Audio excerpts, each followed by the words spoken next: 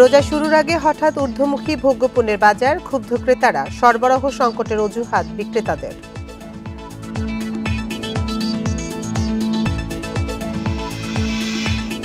শরীয়তপুরে 2 ডাকাতকে পিটিয়ে হত্যা, আহত 5। পাবনায় গাছ ফেলে একাধিক যানবাহনে ডাকাতি।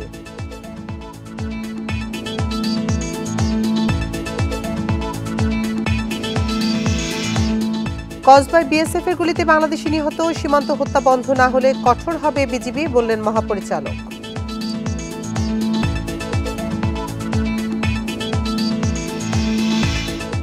সাংবাদিকের অভিযোগে চকরিয়া থানার ওসি প্রত্যাহারের নির্দেশ স্বরাষ্ট্র উপদেষ্টার, তুলে নিয়ে নির্যাতন দাবি।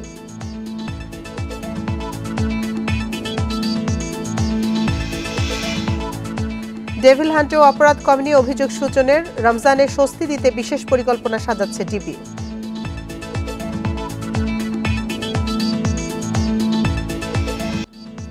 স্বাগত সমগ্র বাংলাদেশে, আপনাদের সাথে আছে আমি আতিফান জুবান। শিরোনাম শুনছিলেন এতক্ষণ, এবার চলে যাচ্ছি পুরো খবরে। রোজা শুরুর আগেই দেশের বিভিন্ন বাজারে বেড়েছে বেগুন, শসা, লেবু, কাঁচামরিচের দাম। কিছু পণ্যের দাম গত সপ্তাহের তুলনায় প্রতি কেজিতে বেড়েছে 10 থেকে 20 টাকা পর্যন্ত। এর জন্য খুচরা ব্যবসায়ীরা পাইকারদের দোষ দিলেও ক্রেতারা বলছেন রোজাকে কেন্দ্র করে এখন থেকেই সক্রিয় সিন্ডিকেট। ইফতার সামগ্রীর অন্যতম অনুষঙ্গ বেগুন, শসা, লেবু, কাঁচামরিচ। তবে সপ্তাহের শুরুতেই বাড়তি এসব পণ্যের দাম। বগুড়ায় রোজা শুরুর 2 দিন আগে থেকেই খুচরা বাজারে বাড়তি লেবু, শসা ও বেগুনের দাম। সপ্তাহের ব্যবধানে প্রতি হালি লেবুর দাম 20 টাকা বেড়ে 50, শসা প্রতি কেজিতে 20 টাকা বেড়ে 60, কাঁচামরিচ 10 টাকা বেড়ে 40, বেগুন 10 টাকা বেড়ে 60 টাকায় বিক্রি হচ্ছে। বিক্রেতারা বলছেন হঠাৎ করেই সরবরাহ কমে যাওয়ায় বেড়েছে দাম। তবে ক্রেতাদের অভিযোগ, অসাধু ব্যবসায়ীরা মজুত করে রাখছে। রোজাকে সামনে রেখে প্রতি বছর তো এই কাজটা করে। আগের বছরও করছিল, আগের বছর আর বেশি ছিল, এই বছর একটু কম। আমদানি আগের তুলনায় কমে গেছে অনেকটা, যার কারণে একটু দাম বেশি, চাহিদা বাড়ার কারণে।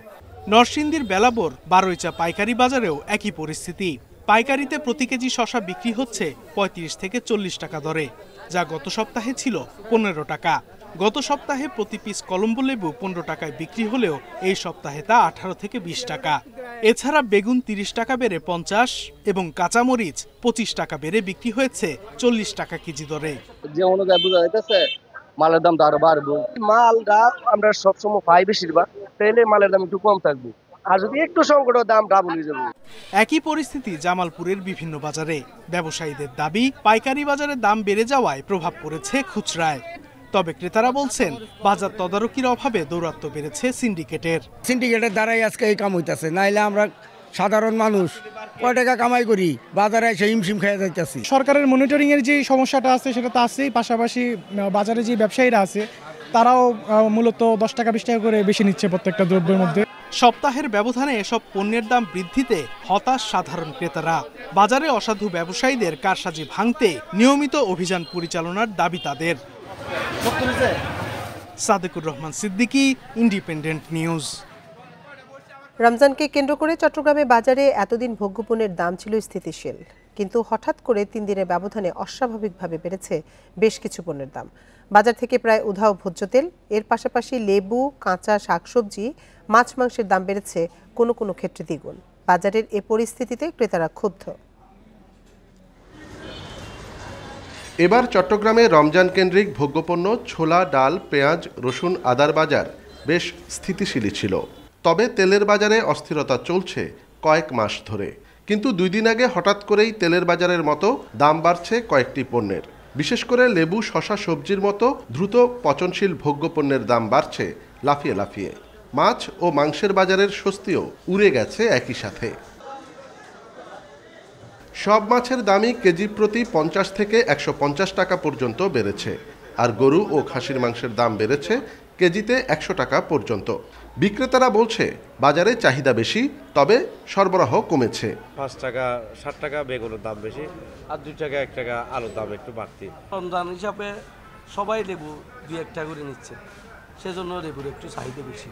ক্রেতাদের অভিযোগ, অন্যান্যবার বাজারে ভ্রাম্যমাণ আদালতের উপস্থিতি বেশি থাকলেও এবার নাই। সরকারের বাজার ব্যবস্থাপনা সঠিক নয় বলেও মন্তব্য তাদের।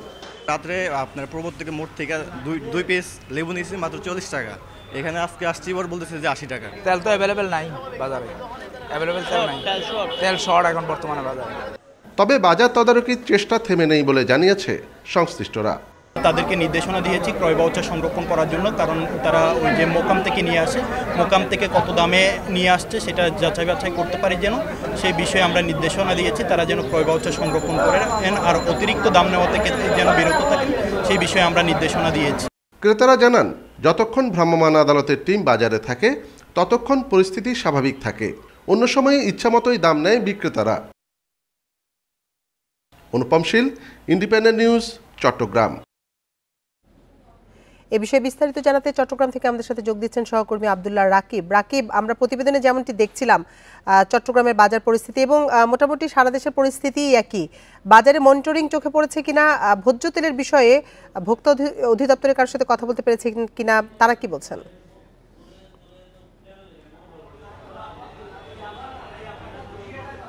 রমজান আসলে এক ধরনের ব্যবসায়ী শ্রেণী আছে যারা আসলে বাজারকে অস্থিতিশীল করার চেষ্টা করে, সেইটিকে লক্ষ্য রেখেই এবারও আসলে সরকারের যে সংস্থাগুলো রয়েছে, বিশেষ করে ভোক্তা অধিকার সংগঠন থেকে শুরু করে অন্যান্য যে সংস্থাগুলো, বিশেষ জেলা প্রশাসন, আজকে সকালবেলাও ভোক্তা অধিদপ্তর থেকে একটি অভিযান পরিচালনা করা হয়েছিল নগরীর চকবাজার বাজারে, এবং সেখানে আসলে ভোজ্য তেলের যে সংকট সেটি আসলে তারা খতিয়ে দেখেছেন যে এখানে আসলে যারা ব্যবসায়ী রয়েছে, খুচরা ব্যবসায়ী, তারা আসলে সেটি মজুত করে রাখছেন এবং এক পর্যায়ে অভিযানে সেই 16 লিটার থেকে 20 লিটার পর্যন্ত তেল তারা উদ্ধার করেন এবং সেটি আসলে পরবর্তীতে স্থানীয় মানুষের কাছে আসলে বিক্রি করেন খোলা বাজারে।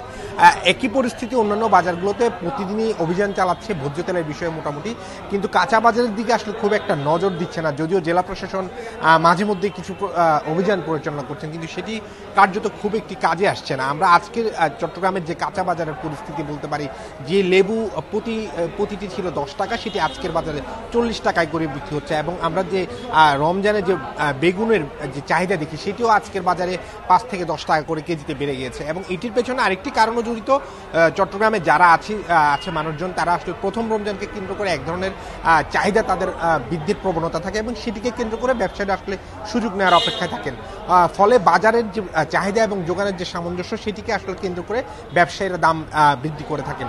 তবে চট্টগ্রামের যে প্রশাসন বা ভোক্তা অধিদপ্তর যারা বলছেন তারা রমজান জুড়েই তারা অভিযান পরিচালনা করবেন এবং সেই অভিযানে আসলে তারা কঠোর হস্তে আসলে দমন করতে চান। যারা ব্যবসায়ী অসাধু সিন্ডিকেট আছে সেই সিন্ডিকেটগুলো একেবারে ভেঙে দিতে চান তারা, এবং তারা বলছেন যে তাদের যে সীমিত জনবল, সেই সীমিত জনবল দিয়ে তারা পুরো চট্টগ্রাম নগরীর পাশাপাশি জেলা অঞ্চলেও যে বাজারগুলো রয়েছে সে বাজারে আসলে দ্রব্যমূল্যের যে নিয়ন্ত্রণ সেটিতে আসলে লাগাম ধরতে চান, এবং সাধারণ মানুষ যে প্রত্যাশাটি করছে যে বাজারের দামের ক্ষেত্রে অন্তত রমজানের দিকে মানুষ যাতে স্বস্তিতে থাকে সে বিষয়টা তারা আসলে নিশ্চয়তা চান সরকার এবং সংস্থাগুলোর পক্ষ থেকে। তো চট্টগ্রামের যে বাজার পরিস্থিতি সেটি বলা যায় রমজানের ঠিক কালকে থেকে রমজান শুরু, তার আগে বাজারের ব্যবস্থা একটু চড়া, তবে সাধারণ মানুষের মধ্যে যারা আছেন তারাও বলছেন যে মানুষজন যারা আসলে চাহিদার প্রবণতা বৃদ্ধি পেয়েছে তারা যাতে সীমিত আকারে, কেউ যাতে অতিরিক্ত পরিমাণে পণ্য ক্রয় না করে, এবং সেক্ষেত্রে আসলে বাজার থেকে ব্যবসায়ীরা সুবিধা নিতে চান ক্রেতাদের কাছ থেকে। চট্টগ্রাম থেকে বাজার পরিস্থিতি নিয়ে সবশেষ তথ্য জানাচ্ছিলেন সহকর্মী আব্দুল্লাহ রাকিব। এদিকে শরীয়তপুরে ডাকাতির চেষ্টার পর গণপিটুনিতে 2 ডাকাত নিহত ও আরও 6 জন গুরুতর আহত হয়েছে। ডাকাতের গুলিতে 4 জন গুলিবিদ্ধ সহ আহত হয়েছে 9 জন। শুক্রবার রাতে মাদারীপুরে কীর্তিনাশা নদীতে ডাকাতির চেষ্টাকালে এলাকাবাসীর প্রতিরোধের জেরে 2 দফা সংঘর্ষ ঘটে। ঘটনায় এখন পর্যন্ত কোনো মামলা হয়নি। শুক্রবার মধ্যরাতে মাদারীপুরের রাজারচর এলাকার কীর্তিনাশা নদীতে ডাকাতির চেষ্টা করে 8 ডাকাত সদস্য। বিষয়টি বুঝতে পেরে স্থানীয়রা তাদের বাধা দিলে ডাকাত সদস্যরা এলোপাথারি গুলি ছুড়ে স্পিডবোট নিয়ে পালিয়ে যায়। এ সময় 7 জন গুলিবিদ্ধ হয়ে আহত হয়। নদীপথে ডাকাত সদস্যরা শরীয়তপুরের ডোমসার এলাকায় আসলে সেখানেও স্থানীয়দের বাধার মুখে পড়ে দ্বিতীয় দফায় গুলি ও হাতবোমা ছোড়ে তারা, সেখানেও 2 জন গুলিবিদ্ধ হয়। পরে ডাকাতদের গুলি ফুরিয়ে গেলে স্থানীয়রা তাদের ধরে গণপিটুনি দিয়ে পুলিশের কাছে সোপর্দ করে। রাজারচরের ওদিকে ওরা ডাকাতি করতে গেছে, যাওয়ার পরে ওখানে গুলিমুলি করে ওরা রিটার্ন আসছে, আইয়া মুন্সিয়ারের ওই গোজায় আইসা ওরা আমার ওদিক দিয়ে ফোন দিছে যে আপনার আমাকে এখানে তো গুলিমুলি করে গেছে। স্পিড বোট নিয়ে ওই লনা করছে নৌকা দিয়া, আবার আসার পরে তখন স্পিড বোট ধরা পাইছে, একজন নদীত ফালদা ফেরে গেছে, তো এরা দৌড়া পিটাইছে, পরে 2 জনকে দৌড়া স্পিড বোট ভাঙচুর করছে পাবলিক। পুলিশ গুরুতর আহত অবস্থায় 7 ডাকাত সদস্যকে হাসপাতালে নিলে কর্তব্যরত চিকিৎসক 2 জনকে মৃত ঘোষণা করে। বাকি 5 জনকে উন্নত চিকিৎসার জন্য ঢাকায় প্রেরণ করা হয়। ডাকাতরা এক পর্যায়ে আমাদের মাদারীপুর থেকে শরীয়তপুরের ভিতরে আঙ্গারিয়া ব্রিজ হয়ে আঙ্গারিয়া খাল হয়ে ভিতরে ঢুকে যায় এবং এক পর্যায়ে স্থানীয় জনগণ তাদেরকে আটক করে এবং বিভিন্নভাবে তাদেরকে শারীরিকভাবে মারপিট করে। পাবলিক অ্যাসল্টের মাধ্যমে যে ডাকাতরা এসছে তার মধ্যে মোট 7 জন এসছে আমাদের হাসপাতালে চিকিৎসা নিতে আজকে রাতে। 7 জনের মধ্যে 5 জন আশঙ্কাজনক অবস্থায় আসছে, তাদেরকে প্রাইমারি চিকিৎসা দেওয়া হয়েছে এবং তাদেরকে ঢাকায় রেফার করা হয়েছে। বাদবাকিটা পরবর্তীতে কী সিদ্ধান্ত হয় পরে জানা যাবে। আর 2 জন অলরেডি আমরা তাদেরকে মৃত পেয়েছি। শরীয়তপুরের সাধারণ মানুষের উপর গুলি বর্ষণের সময় এক ডাকাত সদস্য পালিয়ে যায়। সকালে পলাতক ডাকাত সদস্যকে ধরে গণপিটুনি দিয়ে পুলিশের কাছে সোপর্দ করে স্থানীয়রা।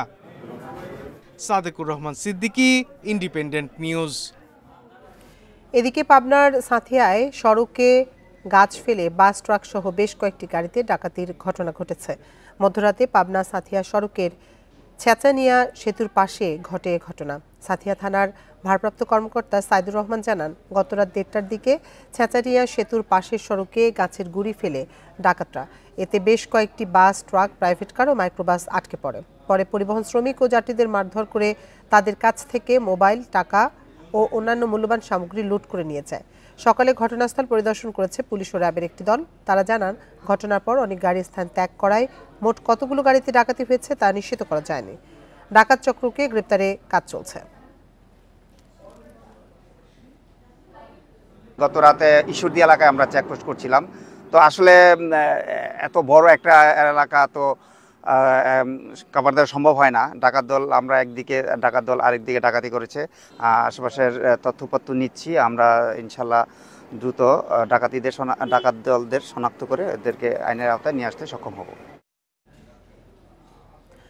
48 ঘন্টার ব্যবধানে কুমিল্লা 14 গ্রামে মহাসড়কে একই জায়গায় 2 প্রবাসীর গাড়িতে ডাকাতি হয়েছে। এ বিষয়ে বিস্তারিত জানাতে কুমিল্লা থেকে আমাদের সাথে যোগ দিচ্ছেন সহকর্মী তানভীর খন্দকার।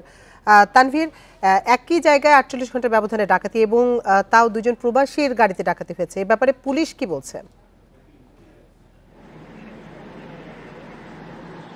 আসলে আমরা বিগত কয়েকদিন যাবতই ঢাকা চট্টগ্রাম মহাসড়কে যে ডাকাতির ঘটনাগুলো শুনছি বা খবর পাচ্ছি তার বেশিরভাগই কিন্তু প্রবাসীদেরকে টার্গেট করা হচ্ছে। অর্থাৎ যারা বিমানবন্দরে নেমে চট্টগ্রাম, ফেনী, নোয়াখালী, লক্ষ্মীপুর এইসব এলাকায় প্রবাসীরা যাচ্ছেন তাদেরকে মূলত ঢাকা চট্টগ্রাম মহাসড়কে টার্গেট করা হচ্ছে এবং তাদেরকে ডাকাতি করা হচ্ছে। তা আমি যে জায়গাটিতে দাঁড়িয়ে আছি এটি চৌদ্দগ্রাম উপজেলার ফাল্গুনকড়া। এই ফাল্গুনকড়া এলাকাটিতে গত 48 ঘন্টার ব্যবধানে 2টি ডাকাতির ঘটনা ঘটেছে। গত 27 ফেব্রুয়ারি রাতে এখানে একজন প্রবাসী নাইমুলকে তার গাড়ি থেকে সবকিছু লুট করে নিয়ে যায় পিকআপে করে আসা একদল ডাকাত, এবং আজকে অর্থাৎ 1 মার্চ ভোরবেলা কিন্তু একই জায়গাতে আরো একটি ডাকাতির ঘটনা ঘটলো। এখানে বেলাল হোসেন নামে ফেনীর একজন প্রবাসী, তারও কিন্তু সব কিছু লুট করে নিয়ে গেছে ডাকাতরা। তো আমরা দেখছি যে সকাল থেকে আসলে আইনশৃঙ্খলা বাহিনীর সদস্যরা এই ডাকাতির যে রহস্য উদ্ঘাটনে কাজ করছে। ডাকাতদের ধরতে ইতিমধ্যে র্যাব, পুলিশের একাধিক দল কাজ করছে। আমরা দেখতে পেয়েছি তারা কিন্তু বিভিন্ন তথ্য প্রযুক্তির সহায়তা নিয়ে এবং মহাসড়কে যেসব সিসি ক্যামেরা রয়েছে সেসব সিসি ক্যামেরাগুলো অবজারভেশন করে কিন্তু বের করার চেষ্টা করছে আসলে কোথায় ডাকাতরা আসলে কোথায় পালিয়েছে এবং তারা আসলে কি কাজে জড়িত। তবে পুলিশ আমাদেরকে যেটি জানিয়েছে, এই ফাল্গুনকড়া এলাকাটি আসলে একটু জনবিচ্ছিন্ন এলাকা, যদিও এটি থানা থেকে 500 গজ দূরে, কিন্তু এই জায়গাটি নিরিবিলি হওয়াতে এবং তার আশেপাশে কিন্তু গাছপালা থাকাতে ডাকাতরা এই জায়গাটিকে তারা ডাকাতির জন্য বেছে নিয়েছে এবং তারা মূলত কোনো একটি প্রবাসীর গাড়ি টার্গেট করে পিছন থেকে এসে তাদের ব্যবহৃত যে পিকআপ ভ্যান আছে সেই পিকআপ ভ্যানটি দিয়ে মূলত প্রবাসীর গাড়িদেরকে ধাক্কা দিয়ে পাশের জমিতে ফেলে দেয়। পরবর্তীতে তাদেরকে অস্ত্রের মুখে জিম্মি করে তাদের কাছ থেকে সবকিছু লুট করে নিয়ে যায়। তো আমরা পুলিশের সাথে কথা বলেছি, তারা আসলে বলেছে যে তারা ধারণা করছে ডাকাতরা মূলত বিমানবন্দর এলাকা থেকে কিংবা প্রবাসীরা যেখানে আসলে বিশ্রাম নেওয়ার জন্য হাইওয়ের বিভিন্ন হোটেলগুলোতে থেমে থাকেন সেই সব জায়গাগুলো থেকে মূলত তারা তাদেরকে টার্গেট করে কিংবা বিভিন্ন টোল। কুমিল্লা থেকে জানাচ্ছিলেন সহকর্মী তানভীর খন্দকার। ব্রাহ্মণবাড়িয়ার কসবা সীমান্তে বিএসএফ এর গুলিতে বাংলাদেশি নিহত হয়েছেন।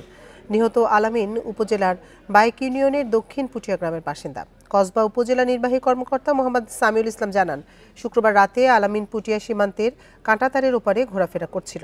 এ সময় বিএসএফ তাকে চোরা কারবারি সন্দেহে গুলি করে। এতে আলামিন গুরুতর আহত হন। পরে বিএসএফ তাকে উদ্ধার করে ভারতের একটি হাসপাতালে ভর্তি করে। সেখানে চিকিৎসাধীন অবস্থায় রাতেই মৃত্যু হয় তার। মরদেহ এখনও হস্তান্তর করা হয়নি।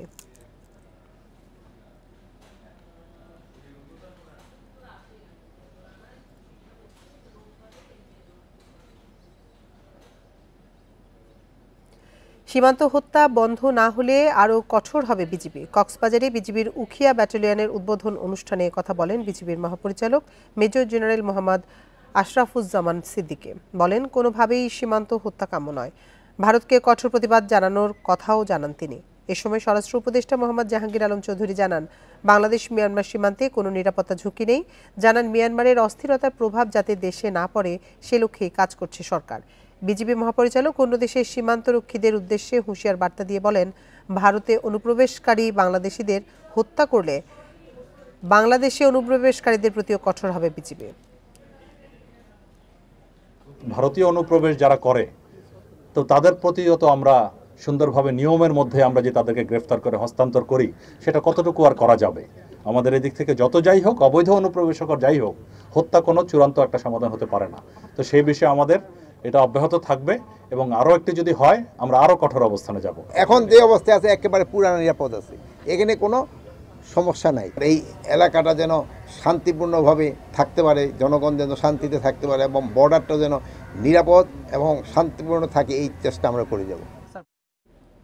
কক্সবাজারের চকরিয়া থানার ওসিকে প্রত্যাহার করা হয়েছে। সকালে জেলা প্রশাসক কার্যালয়ে মত বিনিময় সভায় চট্টগ্রাম রেঞ্জের ডিআইজিকে মোবাইলে এ নির্দেশ দেন স্বরাষ্ট্র উপদেষ্টা লেফটেন্যান্ট জেনারেল অবসরপ্রাপ্ত মোহাম্মদ জাহাঙ্গীর আলম চৌধুরী। কক্সবাজারে স্থানীয় এক সাংবাদিকের অভিযোগের প্রেক্ষিতে এ নির্দেশ দেওয়া হয়। স্বরাষ্ট্র উপদেষ্টা আরও বলেন, দেশের সার্বিক আইন শৃঙ্খলা পরিস্থিতি রক্ষায় সরকার জিরো টলারেন্স নীতি অবলম্বন করছে। অপরাধী যেই হোক ছাড় দেওয়া হবে না বলে জানান তিনি। সম্প্রতি কক্সবাজারের এক স্থানীয় সাংবাদিককে চকরিয়া থানার ওসি তুলে নিয়ে নির্যাতন করেছেন বলে অভিযোগ ওঠে। এ বিষয়ে স্বরাষ্ট্র উপদেষ্টার দৃষ্টি আকর্ষণ করেন ভুক্তভোগী সাংবাদিক মনসুর আলম।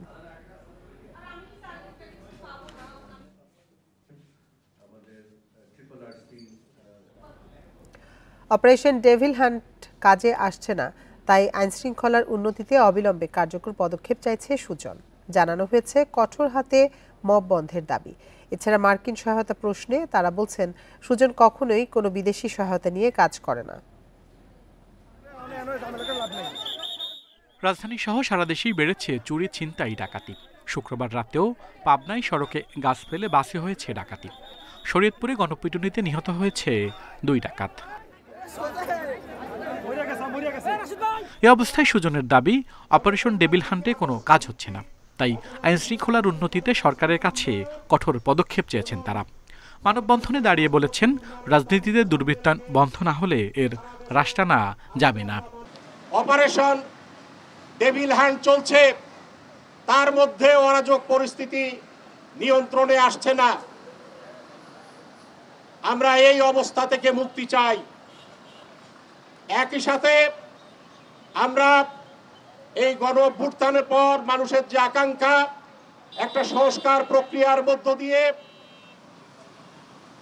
একটা গণতান্ত্রিক রাষ্ট্র বিনির্মাণ, রাষ্ট্রের সুশাসন প্রতিষ্ঠা, আমরা যে সুযোগ সৃষ্টি হয়েছে গণঅভ্যুত্থানের পর, আমরা এই সুযোগকে নষ্ট করতে চাই না।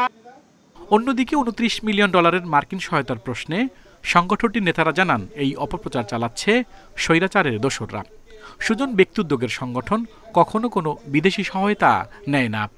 সুজন নিবন্ধিত সংগঠন নয়, সুজন কোনো বিদেশি সাহায্য নিতে পারে না এবং আমরা সুজন পরিচালিত হয় ব্যক্তিদের সহায়তা।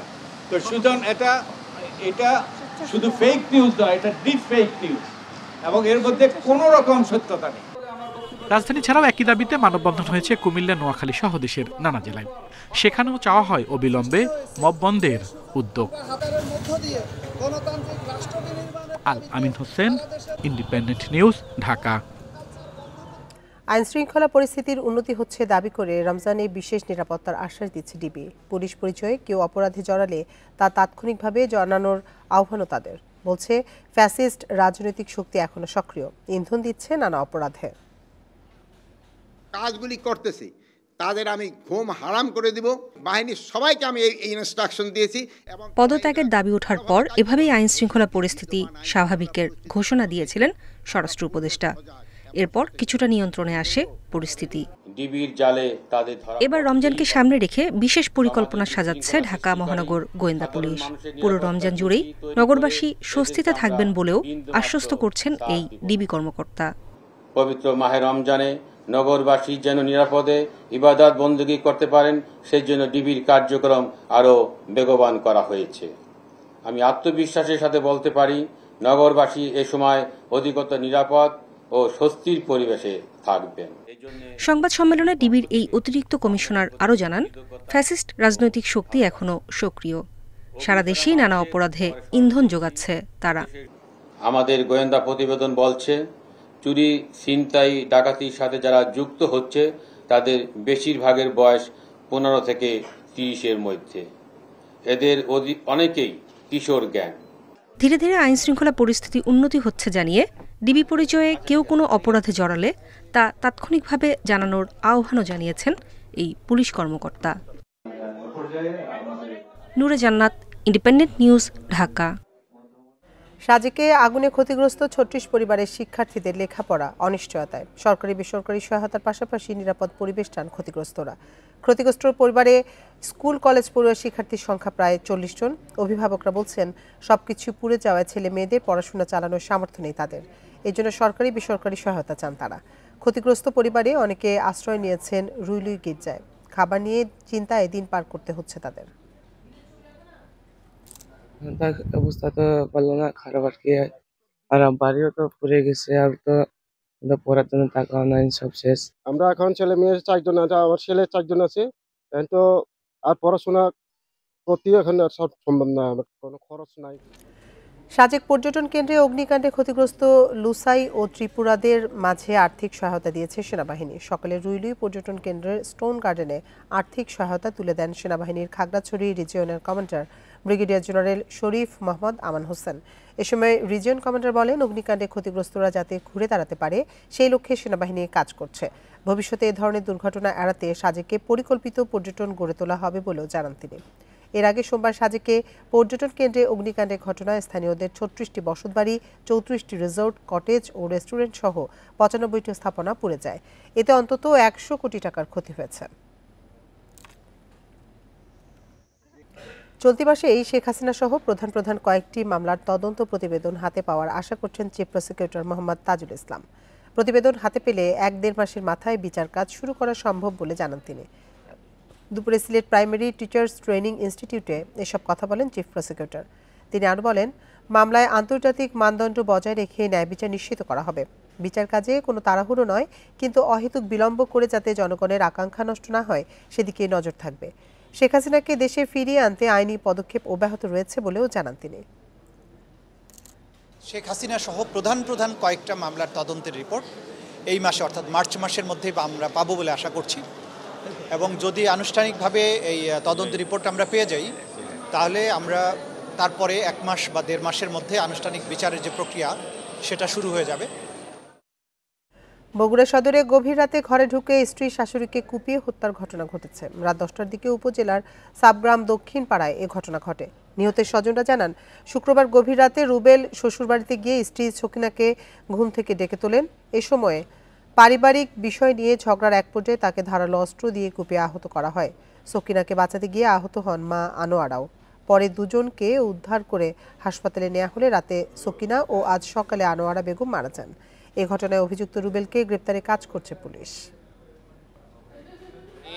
গতকাল রাতে মারা গিয়েছে, আজকে সকালবেলা তার মা, 2 জন মারা গিয়েছে। এই ঘটনাটাতে আমরা প্রাথমিকভাবে আমাদের তদন্ত কার্যক্রম পরিচালিত হচ্ছে। পারিবারিক সংক্রান্ত বিভিন্ন বিষয় নিয়েই আসলে এই সমস্যাটা তৈরি হয়েছে।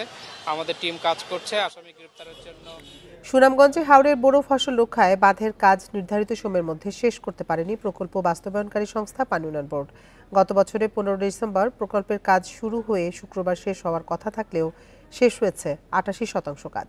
স্থানীয়রা জানিয়েছে, 2017 সালে আগাম বন্যায় শতভাগ ফসল হানির পর ফসল রক্ষা বাঁধ নির্মাণে নতুন নীতিমালা গঠন করে সরকার, যেখানে ঠিকাদারি প্রথা বাদ দিয়ে স্থানীয় কৃষকদের অন্তর্ভুক্ত করে নির্দিষ্ট সময়ের মধ্যে পিআইসির মাধ্যমে বাঁধ নির্মাণের নিয়ম করা হয়। এই নিয়ম অনুযায়ী এবার সুনামগঞ্জের ফসল রক্ষায় 679টি প্রকল্পের মাধ্যমে 127 কোটি টাকা ব্যয়ে বাঁধের কাজ চলে। 28 ফেব্রুয়ারির মধ্যে সম্পূর্ণ কাজ শেষ করার কথা থাকলেও শেষ করতে পারেনি পানি উন্নয়ন বোর্ড। তবে সংস্থাটির দাবি, পর্যাপ্ত অর্থ বরাদ্দ না থাকায় যথাসময়ে প্রকল্পের কাজ শেষ করা যায়নি।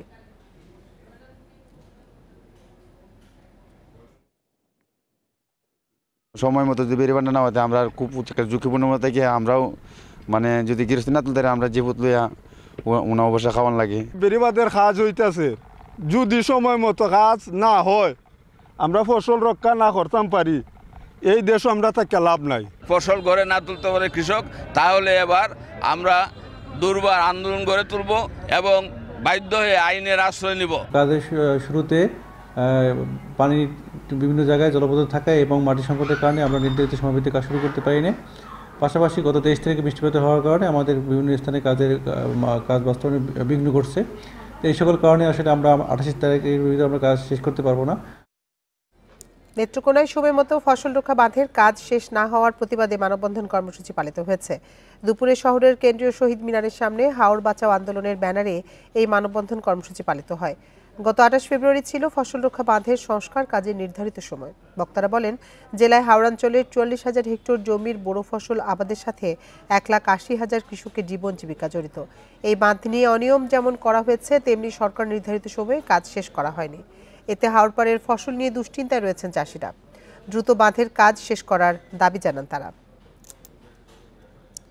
এদিকে চট্টগ্রামের শতাধিক নিম্ন পরিবারের মধ্যে রোজার খাদ্য সামগ্রী বিতরণ করেছে লালখান বাজার ওয়ার্ড বিএনপি। নগরী লালখান বাজার বালিকা উচ্চ বিদ্যালয় মাঠে আয়োজন করা হয় এই কার্যক্রম। অনুষ্ঠানে প্রধান অতিথি ছিলেন বিএনপির স্থায়ী কমিটির সদস্য আমির খসরু মাহমুদ চৌধুরী। অনুষ্ঠানে শতাধিক দুস্থ পরিবারের হাতে চাল, ডাল, চিনি, ছোলা সহ বেশ কিছু খাদ্য সামগ্রী তুলে দেওয়া হয়। এ সময় ওয়ার্ড বিএনপি নেতাকর্মীরা উপস্থিত ছিলেন।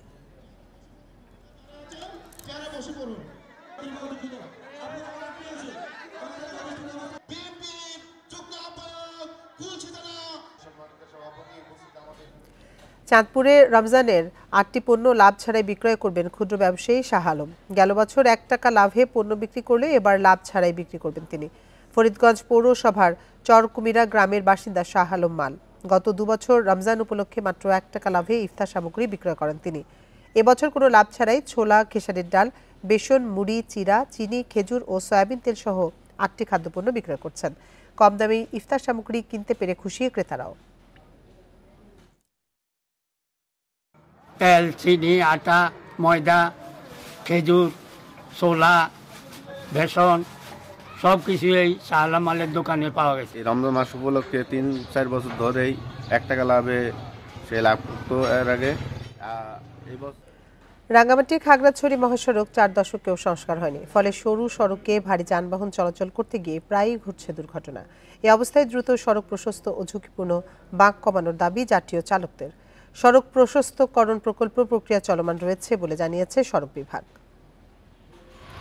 নিয়ম অনুযায়ী আঞ্চলিক মহাসড়কগুলোর 24 ফুট প্রশস্ত থাকার কথা, কিন্তু রাঙ্গামাটি খাগড়াছড়ি আঞ্চলিক মহাসড়ক প্রশস্ত মাত্র 12 ফুট। দিন দিন এই পথে যানবাহন ও চলাচলকারী বাড়লেও সড়কটি হয়নি প্রশস্ত। এতে ভারী যানবাহন চলাচল ব্যাহত হচ্ছে।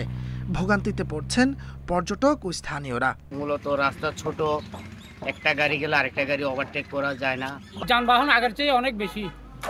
মনে করেন এই একটা রুটটা আরো বড় হলে আমাদের জন্য ভালো হয়।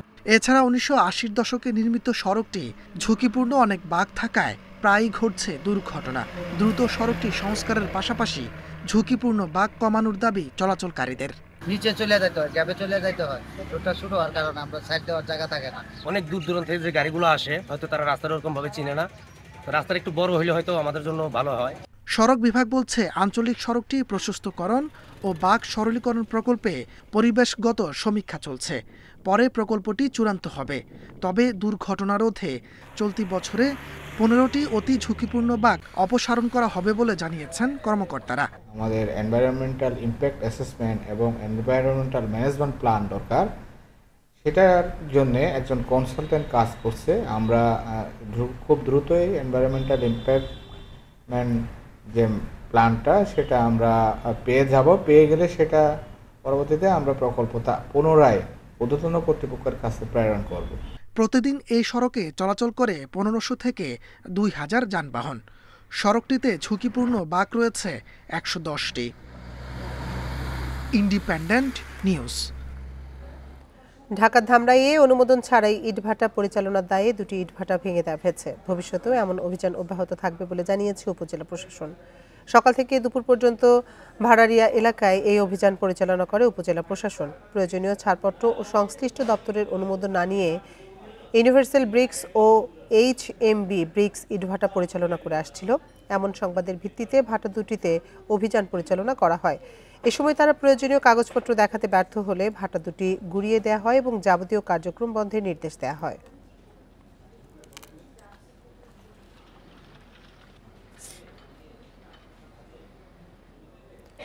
মেহেরপুরের গাংনীতে প্রতিবন্ধী মাদক ব্যবসায়ী খোকন মিয়াকে স্বাভাবিক জীবনে ফিরিয়ে আনতে পুনর্বাসন করেছে কুষ্টিয়া ব্যাটালিয়ন 47 বিজিবি। কাজীপুর গ্রামের খোকন মিয়া প্রতিবন্ধী হওয়ায় ভিক্ষাবৃত্তির পাশাপাশি মাদক বহনের কাজ করত। মাদক ব্যবসা থেকে ফিরিয়ে আনতে বিজিবির পক্ষ থেকে খোকন মিয়াকে একটি দোকান ও প্রয়োজনীয় বিক্রয় সামগ্রী দেওয়া হয়। সকাল 10:30টার দিকে বৈধ কর্মসংস্থান ও সামাজিক পুনর্বাসন কার্যক্রমের উদ্বোধন করেন কুষ্টিয়া ব্যাটালিয়ন 47 বিজিবির অধিনায়ক লেফটেন্যান্ট কর্নেল মোহাম্মদ মাহবুব মোর্শেদ রহমান।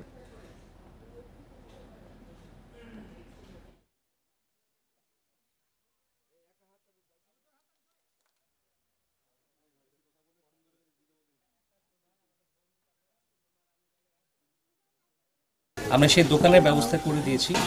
কিছু খরচ হয়েছে, বাট আমার কাছে মনে হয়েছে উনি এই দোকানের মাধ্যমে যে হালাল ইনকামটা করবেন সেটা অনেকের জন্য একটা বার্তা হবে।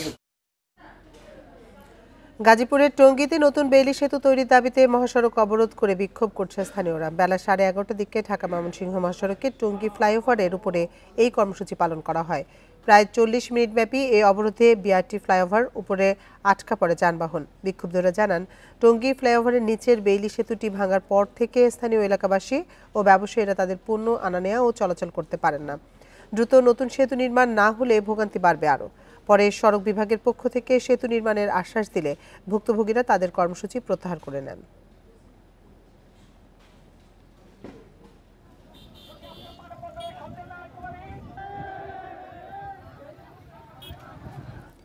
ঝিনাইদহের শৈলকুপায় আধিপত্য বিস্তারকে কেন্দ্র করে দুপক্ষের সংঘর্ষে অন্তত 50 জন আহত হয়েছেন। সকালে উপজেলার রয়েড়া গ্রামে এ ঘটনা ঘটে। পুলিশ ও স্থানীয়রা জানায়, দীর্ঘদিন ধরে ওই গ্রামের ইউপি সদস্য আবু সালেহ মুসার সাথে একই এলাকার গুলজার মোল্লার সমর্থকদের বিরোধ চলছিল। শুক্রবার রাতে পাওনা টাকা চাওয়াকে কেন্দ্র করে মুসার সমর্থক আকমলের সাথে গুলজার মোল্লার সমর্থক হাসানের কথা কাটাকাটি হয়। এরই জেরে সকালে উভয় পক্ষের লোকজন দেশীয় অস্ত্র নিয়ে সংঘর্ষে জড়িয়ে পড়ে। আহতদের উদ্ধার করে হাসপাতালে ভর্তি করা হয়। খবর পেয়ে পুলিশ ঘটনাস্থলে পৌঁছে পরিস্থিতি নিয়ন্ত্রণে আনে। সংঘর্ষ এড়াতে এলাকায় পুলিশ মোতায়েন করা হয়েছে।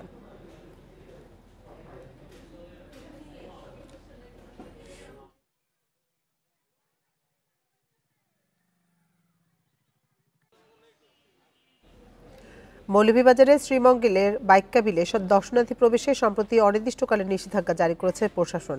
জীববৈচিত্র্য সংরক্ষণ ও পরিবেশ রক্ষার স্বার্থেই এমন সিদ্ধান্ত নেওয়া হয়েছে। তবে পূর্ব ঘোষণা ও প্রচারণা ছাড়া বিলে দর্শনার্থী প্রবেশ বন্ধের সিদ্ধান্তে মিশ্র প্রতিক্রিয়া স্থানীয়দের।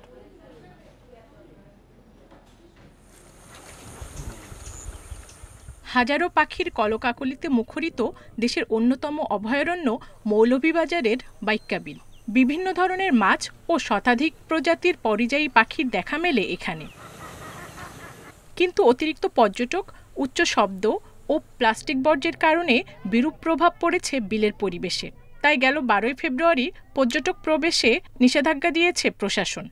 এই প্রাকৃতিক সম্পদকে রক্ষার জন্য উপদেষ্টা যে সিদ্ধান্ত নিয়েছেন তাকে আমি ধন্যবাদ জানাই। এই যে পলিথিনগুলো পালানো হয়, মানে লোকজনের চিল্লাচিল্লি করে, পাখিদের সমস্যা হয়। এরা তো পাখিগুলো হচ্ছে অতিথি পাখিগুলা, ওরা যদি নিরাপদ স্থানে না থাকে তাহলে আগামী বছরে ওরা পাখি আসবে না। তবে পূর্ব ঘোষণা ছাড়া হঠাৎ এমন সিদ্ধান্তের কারণে দেখা গেছে মিশ্র প্রতিক্রিয়া। যদি প্রচারণা দেওয়া হইতে পারে যে দোকান নিষেধ বা এবছর কোনো খামখাজর বা ইয়োর, তাহলে ঠিক আছে যে আমরা আসলাম না। 1.5 ঘন্টা পথ অতিক্রম করে মানে আসার পরে আমরা এটার ভিতরে ঢুকতে পারলাম না। এখন ওই উনি না মানে নিষেধ দিতেছে। এদিকে প্রশাসন জানিয়েছে পরিবেশ বান্ধব পর্যটন নীতিমালার আওতায় ভবিষ্যতে আবারও পর্যটকদের জন্য উন্মুক্ত করার পরিকল্পনা রয়েছে। এটা কিছুদিন গেলে আমরা সুনির্দিষ্টভাবে বলতে পারবো আসলে সেখানে জীববৈচিত্র্য বা সেখানে বসবাসরত জীব এবং অন্যান্য প্রাণীর কী ধরনের উপকার আসলো এবং কত বেশি সংখ্যক আসছে বা কী ধরনের ইম্প্যাক্ট পড়েছে, সেটা আরও কিছুদিন যাওয়ার পর আমরা সুনির্দিষ্ট কোনো স্টাডির মাধ্যমে সুনির্দিষ্ট তথ্য আপনাদের দিতে পারবো। 2003 সালের বিলুপ্ত প্রজাতির মাছের বংশ রক্ষায় হাইল হাওরের 100 হেক্টর আয়তনের বাইক্কাবিলকে স্থায়ী অভয়াশ্রম ঘোষণা করে সরকার। Independent news. মশার উপদ্রব থেকে নগরবাসীকে রক্ষায় কার্যকর পদক্ষেপ গ্রহণের দাবিতে মিছিল ও সমাবেশ করেছে খুলনার নাগরিক সমাজ। সকাল 11টার দিকে নগরীর পিকচার প্যালেস মোড়ে থেকে শুরু হয় মিছিল। নগরীর গুরুত্বপূর্ণ সড়ক প্রদক্ষিণ শেষে একই স্থানে এসে শেষ হয় মিছিল। পরে সেখানে অনুষ্ঠিত হয় সংক্ষিপ্ত সমাবেশ। এ সময় বক্তারা বলেন, মশার উপদ্রব বর্তমানে চরমে পৌঁছেছে। মশা নিধনে খুলনা সিটি কর্পোরেশন সম্পূর্ণ ব্যর্থ। অসহনীয় এ অবস্থা দূর করতে কার্যকর পদক্ষেপ নেয়ার দাবি তাদের।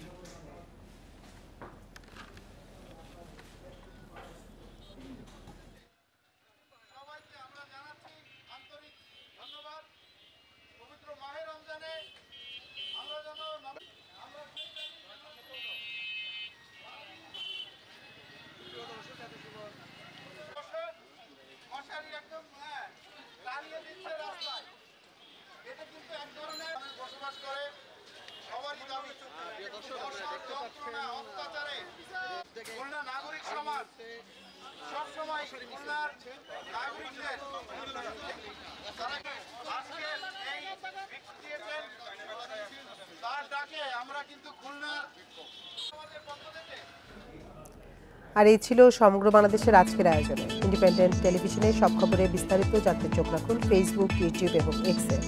এতক্ষণ সাথে থাকার জন্য ধন্যবাদ সবাইকে।